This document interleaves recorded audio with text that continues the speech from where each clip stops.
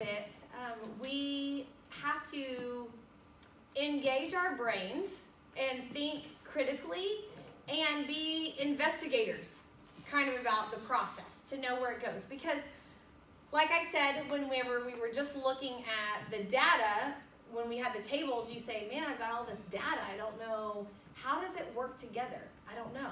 That's a lot of life, is we're looking at what has been thrown at us and saying, how do I make sense of everything that I have in front of me?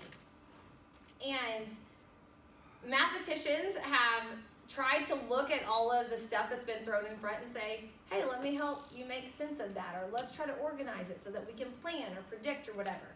So with that, we learn about sequences and series. And sequences and series are a pair because a sequence is just a list of numbers. Okay? It is divided by commas, and it's simply a list. There can be two different types of sequences. You can have a finite. Finite means contained, right? So it has an end. So there might just be 3 numbers or 5 numbers, but there's a definite end for it. Or you can have an infinite, which means that it goes on and on and on. Does that make sense? Finite and infinite for that? Okay. When we replace the commas with a plus sign, it is called a series. Okay? So this is how they are connected. It's important to know that whenever they say a sequence, that you know it's just the list of numbers. When it's called a series, it is the summation of all of the numbers in a sequence. Okay? Summation. What? Summation. Summation. Yep, because of sum. Nice. Addition is called the sum. Okay? So as we have a sequence, we're going to label our terms in a certain way. So we have term 1, term 2, term 3, term 4. No way. Okay? Makes it easy to look at it. We always start with term 1 when we have a sequence. Okay?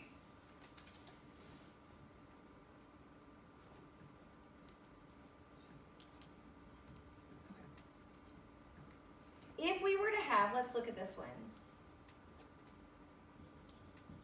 Let's kind of talk through what that actually looks like. Okay.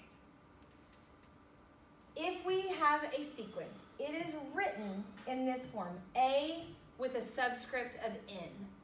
Is how it's often written. It might be I with a subscript of N, K with a subscript of N. Anyway, our N is the number of the sequence. It is referring to the placement of the number in the sequence, or what we're calling it. So it's so our A to the N is the actual term. The N is the placement of the term. So in this case, the number that I would put in the very first spot means I'm going to take my first spot of 1 and plug it in, and what would be the very first term of the sequence? 2 times 1 plus 3. 5. Okay. What would be the second term? Third term? Okay. Fourth term? So I have a finite list of numbers that are odd numbers. Correct? Do you agree with me? They're odd numbers. That's something that we can see when we have a sequence and it's 2 times our term. We're going to be skipping for it. And it starts not at the number 1 or the number 3. because we have added. So just like our graphs were shifted with our H and K values, when we add something onto our sequence, it shifts it away from our 0 starting point on it. And what I want you to see is that your N value is actually the placement of that term. Because we write our sequence equations in reference to the placement of the term. Right? Let's look at this one. Sequences can look like lots of different equations. This one will look familiar. Okay. What kind of function is this? Exponential. Exponential function. Our variable is in the exponent. Okay. So what would be our first term? So we're looking at term 1, 2, term 3, term 4, term 5. So for term 1, I'm going to plug in 1. This should be 0. So then it's 1. Okay. Term 2. -2. Term 3. 4. Term 4. -8. Okay. Term 5. Also 12. That's a guess. 16. 16. Okay. So when we look at our numbers, we notice that they're doing what? Multiplying by 2. They're doubling, Yeah. right? Because we have our base, that's 2. But then they're switching signs, right? They're going from positive to negative. So we're swapping signs, and we're also doubling. Right? So if we were to look just at our numbers and figure out what they're doing, we would go back and rewrite our equation for that. So let's see if we can do that. Yeah. Yes.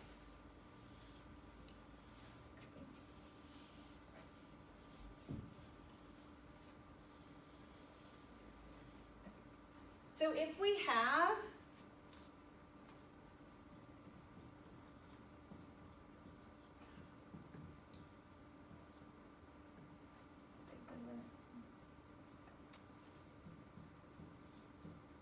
okay, if we are given these numbers, the first thing that we're going to say is, what do they have in common?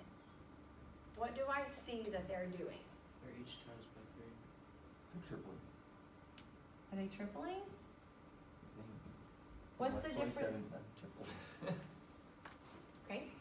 So from the first one to the second one, what can I do to the first one to get the second one? Square. You can square it, okay? So I can square it.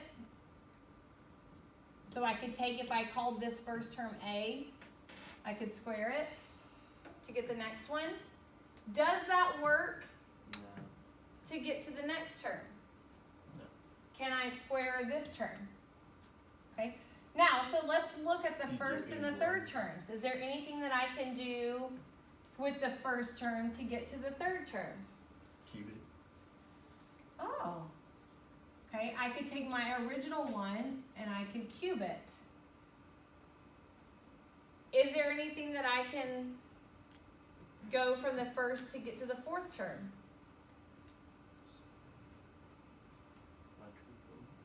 Quadruple it, a to the fourth. So what we see is that the second term is the square, these match. And the third term is the cubed. And the fourth term is the fourth. What does that mean? All right. So we could say that to get any term, we take the first term, right? And we raise it to whatever the power is of the space that we want it in. Would that be accurate? Oh. So we would just write to the n. Okay. Everyone agree with me how we got here? So we're doing a little bit of detective work to figure out what was it doing, how can I write that as an equation, and the equation has to be written in terms of the placement, the term number of the placement. Let's look at this one.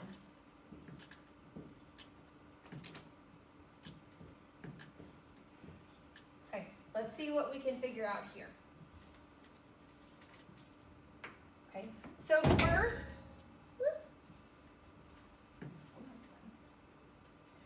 we're going to look and see, I always start with addition and subtraction. Is there an addition and subtraction thing between these? The difference between 2 and 6 is 4, this difference is 6, this difference is 8. That's not helpful. Okay? Can I rewrite them as an exponent? No, because this isn't 2 to any power, correct? So, let me rewrite it as some factors. I've got 2, what is 6? 2 times 3. It used the term beforehand. So, is there a way that I can write 12 using the number beforehand?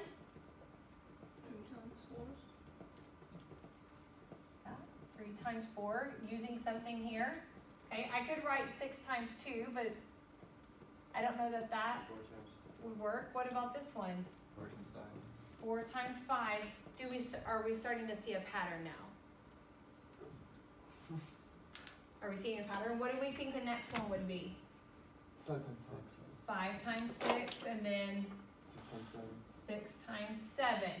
So this is term 1, this is term 2, 3, 4, 5. Which of these numbers match up for our terms? The first number. Okay, so those match up.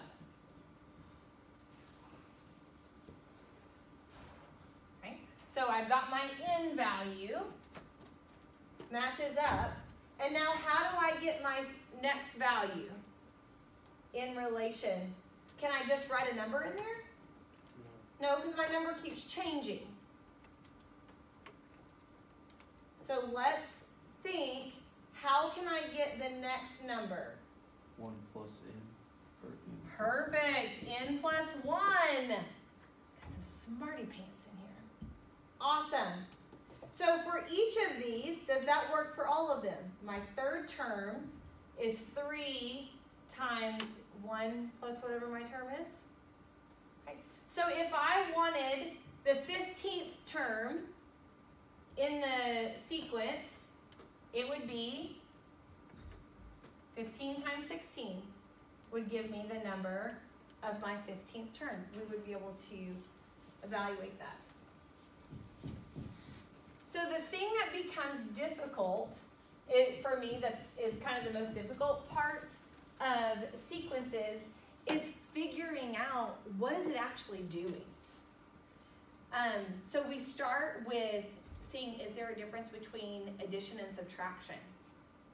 If there's not something that's evenly addition and subtraction, let's look and see if it's doubling or if it's tripling. Is there something that we can multiply by?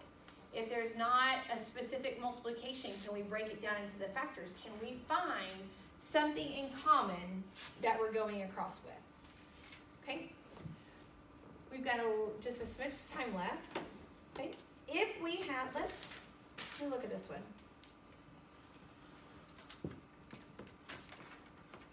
If we had 1, 3, 5, 7, how could I write that? Write an equation for maybe the 50th term. What do we notice between these? Maybe just skipping a number. N equals 2 or something. Okay, so we're skipping. We're adding 2 to each of them. This is term 1. This is term 2, term 3, term 4. So if It's like 1 plus that. so 2, That would be 2. so 1, so if 2 is my n value, right here, how do I get to 3? Plus 1. Plus 1. Okay? And if 3 is my n value, how do I get? It's like, it's plus, it's at a factor, it's adding at a factor. So like once you get to 5, it'll be plus 4, and then 6 would be, is that right? Correct, but is this working? No. No. Okay, so that's not working. So let's start back with our n. Is there another way that I could get to 3 instead of adding something? Using the fact that I'm skipping by 2's. Could I multiply by 2 No. and then do something to that? Because I know I'm skipping by this 2. I've got this jump of 2 each time. So since I have a jump of 2, I have to have a 2 multiplied in there somewhere. Minus 1. 2 and minus 1, does that work for all of them? Well, then for, 6 minus 1 gives me 5. oh, yeah. 8 minus 1 gives me 7. Yeah. Would that work? Yeah. Okay. So our equation to get the 50th term, if I want the 50th term, it would be, 2 times 10 to minus 9. would be 99. Would be the 50th term in the series, or in the sequence, sorry. Does that make sense? Sure. So as we write down and we're using things and we're finding our skips, we've got to learn to use those in our equation and figure out which part of the equation that it would be. So what does that look like whenever we're changing just from our sequences and we start adding them up? Okay? If we were to take these numbers and put a plus sign between all of them, it becomes a series. And I'm just going to go over definition stuff of it. Okay? It becomes a series of a certain amount of terms. Because this is added, it is called sum. There is a special Greek letter called sigma. Looks like that. Looks like an E. That means sum. This means to add it up. Okay? And it will have numbers. So usually, for some reason they use I just because it's the term. Okay? It will have a number on the bottom, and it will have a number on the top. Okay?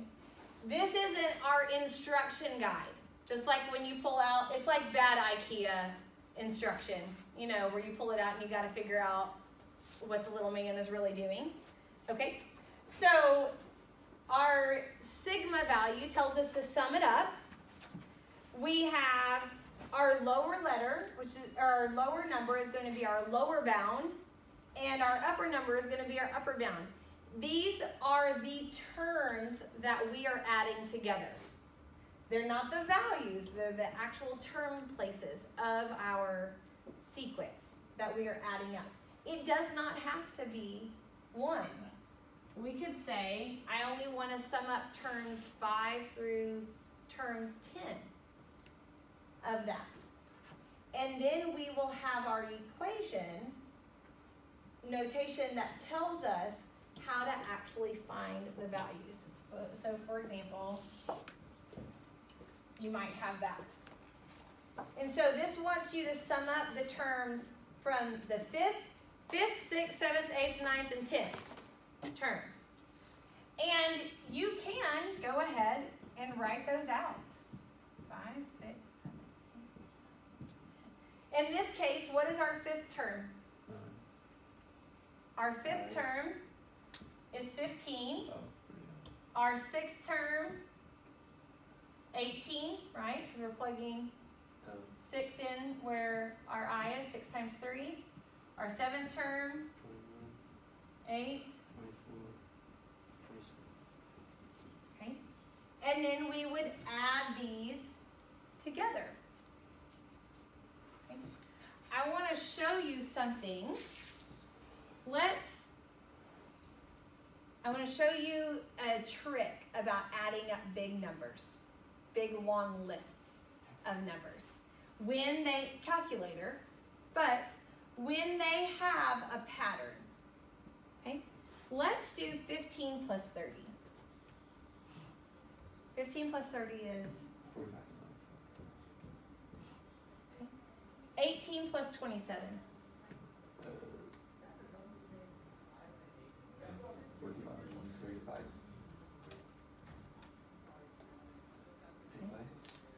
21 plus 24. 45. Do we see a pattern? Yes. Okay. When you have a series here and they are added up and you have a constant jump, like in this, they're going up by 3 each time. You have a constant jump. This is not for like exponentials or whatever, but just this is like plus 3, plus 3, plus 3, all the way across. We can add the outer numbers and work our way in, and we will get the same number every single time. So if I have 6 turns, I've got to pair them up. 6 divided by 2 is 3. And so I'm going to have 3 sets of whatever my outer terms add up together. And that will play into an equation that we'll learn either next week or the week after. But I wanted you to see that when we add these up, that as we move in our little rainbow, we're going to get the same term each time. All right, so that's it for today. We learned what a sequence means, what a series means, and we went over chapter 8, which we get to be done with.